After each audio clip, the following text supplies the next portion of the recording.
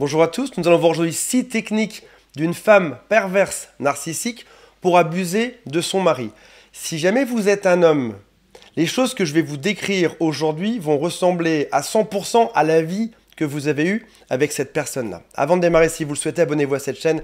Il y a aussi un quiz qui s'appelle Est-ce que cette personne est perverse narcissique? Si vous avez encore un doute. Et si vous le souhaitez, contactez-moi, il y a un lien qui est juste en dessous. La première étape pour une femme qui est perverse narcissique, c'est d'être toujours agacée. Dès le matin, elle est énervée, ça ne va pas. Alors tu vas me dire, oui Antoine, mais les 3 premiers mois, tout se passait bien pendant la phase de lune de miel, pendant la phase de love bombing. J'étais super heureux avec elle.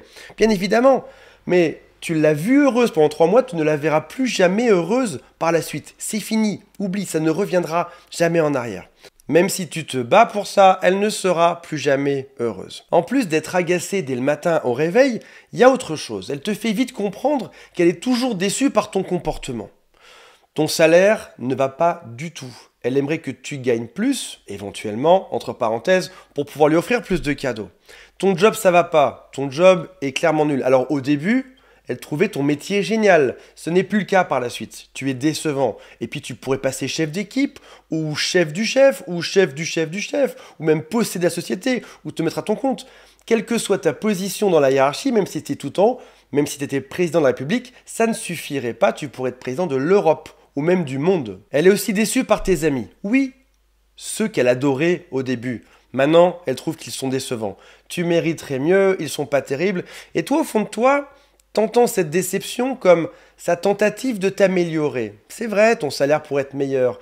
Dans tes amis, il y en a un ou deux, ils ne sont pas toujours très en forme. Et tu te dis, il y a quelque chose de bienveillant là-dedans. Elle est là pour moi, pour m'aider. C'est ce que tu penses. Parce qu'en réalité, quoi que tu fasses comme effort, ce ne sera jamais suffisant. Ton physique ne va pas du tout au passage. Tu as 3 kilos de trop, si jamais tu les perds, il te manquerait 3 kilos de plus ou 6 kilos de trop, ou être plus petit, plus grand, plus de cheveux, moins de cheveux, des lunettes, différentes fringues. Rien que tu possèdes, rien que tu sois, n'est bon pour elle. Elle est bien évidemment aussi déçue par tes tentatives d'arranger les choses, de faire que ça aille mieux, elle te trouve trop maladroit, pas assez comme ci, trop comme ça. Elle trouve même que ta façon de manger n'est pas normal, que c'est vraiment bizarre de manger de cette manière, à ces heures-là, ce type d'aliment. Éventuellement même ta façon de parler et de respirer est complètement anormale. Mettez-moi en commentaire si vous les avez eues, celles-ci. Elle va te dire aussi que tu ne lui accordes pas assez d'attention, que tu ne lui fais pas assez de cadeaux, ou alors trop. Tu lui portes trop d'attention, tu es trop collant, tu es trop sur elle, tu envoies trop d'amour à cette personne-là. Et tu commences à avoir cette impression dans sa déception qu'il faut toujours en faire plus. Et on parle d'efforts qui deviennent crantés. Tu fais des efforts mais c'est jamais assez. Elle te pousse toujours à en faire beaucoup plus. Cette femme devient finalement un peu comme une forme de casse-tête impossible à résoudre.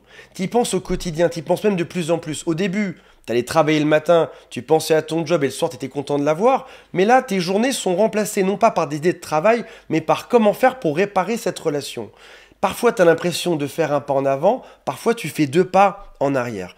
Même quand tu offres quelque chose, l'année d'après, il faudra faire un cadeau qui soit encore plus gros. Parce que si tu offrais moins l'année d'après, ça signifierait que tu l'aimes moins par rapport à ce que tu l'as aimé précédemment. On a vu qu'elle est agacée, on a vu qu'elle est toujours déçue. Elle va maintenant commencer à créer des disputes, de fausses disputes. Et c'est un peu comme un sport ou un style de vie chez elle. On parle de micro-agressions. En gros, c'est des choses que tu ne pourrais pas répéter à tes amis parce que si tu leur disais, ils te diraient « mais c'est pas très grave tout ce que tu me racontes ». Sache que pour elle, c'est un jeu et je vais te donner des exemples de micro-agressions.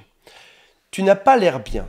Dans l'absolu, si je vois un ami et que je lui dis « t'as pas l'air en forme », c'est pas très grave, je pourrais pas être accusé de quelque chose pour ça. Je pourrais pas être mis en prison pour avoir dit ce genre de phrase. Mais c'est juste que ces dizaines, centaines, milliers de micro-agressions par jour deviennent comme un supplice de la goutte d'eau, extrêmement pénible à gérer, ça passe toujours sous le radar, donc on ne peut pas en parler aux autres, et ça te rend fou. Elle peut aussi te dire, t'as l'air énervé. Quoi de plus énervant qu'une personne qui te dit, t'as l'air énervé? Tu me mets la pression quand tu poses une question, n'importe laquelle, on mange à midi, oh là là, tu me mets la pression. Ça y est, encore une fois, tu mets la pression. Dans l'absolu, c'est pas très grave comme phrase, sauf que tout ceci cumulé peut te rendre dingue. Tu peux dire une phrase très claire et elle te dit, je ne comprends pas. Désolé, répète, ma chérie, tu veux manger quoi à midi? Elle te regarde et te dit, mais non, non, je comprends pas, Je comprends pas ce que tu dis. Et ça commence à monter en toi doucement. Elle peut aussi te dire, si elle sait que tu as un souci avec ton chef ou avec ta mère ou avec ton père ou avec ton frère, elle peut te dire, ah ouais, bah, je comprends ton chef, hein. Ah oui, bah, je comprends enfin ta mère. C'est pour ça qu'elle se comporte comme ça avec toi. Rien de méchant dans l'absolu, sauf qu'elle sait qu'il y a un problème avec ta mère. Elle sait qu'il y a quelque chose et elle l'utilise de manière consciente. Dans ces micro-agressions, elle peut aussi te donner rendez-vous à 20 h et n'arriver qu'à 22 h. Ou alors, tu lui proposes un repas pour vous réconcilier, pour arranger les choses, et tu cuisines et tu fais tout bien pour que ça se passe bien. Elle va arriver non pas à 20 h, mais à 20 h 30. Elle partira se doucher et se pointera à table à 22 h 30. Toi, pendant ce temps, tu es sur le canapé, tu es mort, tu regardes une série, le plat, il est complètement froid, écrasé sur l'assiette. Elle te dit, bah tu vois, tu fais aucun effort. Et si jamais elle daigne manger ce plat, elle te dira, ça va, c'est un peu moins pire que d'habitude. Toi, tu as passé 8 heures pour créer ça. Elle peut aussi te dire, surprends-moi. Donc, tu vas faire des efforts pour la surprendre parce qu'elle va t'accuser de ne jamais rien faire pour le couple. Tu vas tout faire pour la surprendre, mais quoi que tu fasses, ce ne sera jamais suffisant. Remarque bien aussi qu'elle ne prend jamais de décision là-dedans. Parce que si elle se décidait, ça signifierait qu'elle pourrait se tromper. Donc elle préfère toujours que tu prennes les décisions pour pouvoir te critiquer par la suite. Quel que soit le restaurant que tu choisisses, elle te critiquera. Quelles que soient les vacances que tu choisisses, elle n'aura jamais rien décidé. Ce sera toi qu'elle critiquera par la suite. Elle peut aussi bêtement t'ignorer, ce qui est une forme de micro-agression. Elle passe dans la pièce, elle ne te regarde pas. Et finalement, toutes ces micro-agressions la mettent au centre de l'attention. Ton cerveau ne pense plus qu'à elle. Comment résoudre ce problème qui est quotidien et qui fait mal et qui t'angoisse? Alors, au bout d'un moment, après tout ce qui vient de se passer, ses déceptions, son agacement, les micro-agressions, les disputes, ça commence à monter doucement en toi et tu seras tenté de réagir. Et si jamais tu réponds, même en gardant tout ton calme, en disant c'est pas très sympa, je ne comprends pas ce que tu fais, mais vraiment, en essayant d'être le plus calme possible, sans rien montrer, elle va te dire waouh, là t'es super agressif. Là, tu es violent et tu dis non, je ne suis pas violent, je me suis juste assis sur une chaise en te disant que je ne comprenais pas pourquoi tu te comportais comme ça. Ah, tu me fais peur. Mon Dieu, que tu me fais peur quand tu es comme ça. Tu vois, tu prends tout mal. Je ne peux jamais rien te dire. On ne peut pas passer une bonne soirée. Tu prends tout mal. Et là, tu contiens cette rage que tu as en toi pour ne rien faire, pour ne pas faire de bêtises. Tu gardes ça en toi. Toutes tes émotions seront moquées, jugées, amplifiées. Si tu as peur, elle te traitera de petite fillette. Si jamais tu pleures, elle te dira que tu n'arrives pas à gérer tes sentiments, qu'il faut que tu ailles voir un docteur, qu'il faut te mettre sous médicaments, que tu as un grave problème. Elle te pousse, elle te pousse, elle te pousse et elle te critique juste après. Elle peut aussi, pour rire, te mettre en comparaison avec d'autres.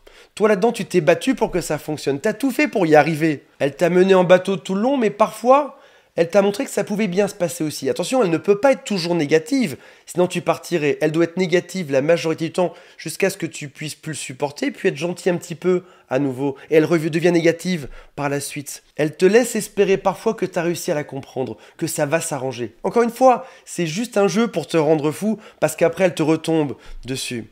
Et il va arriver la comparaison, quelque chose qui va te rendre vraiment dingue psychologiquement. Je vous donne des phrases qui sont vraiment entendues par certains de mes clients. Un de mes clients, un tout petit groupe de rock, ils jouent pour s'amuser. Ils s'amusent vraiment beaucoup là-dedans. Ils adorent ça. Et au moment de dîner, sa femme va dire, tu vois, en montrant n'importe qui, AC/DC, un gros groupe connu.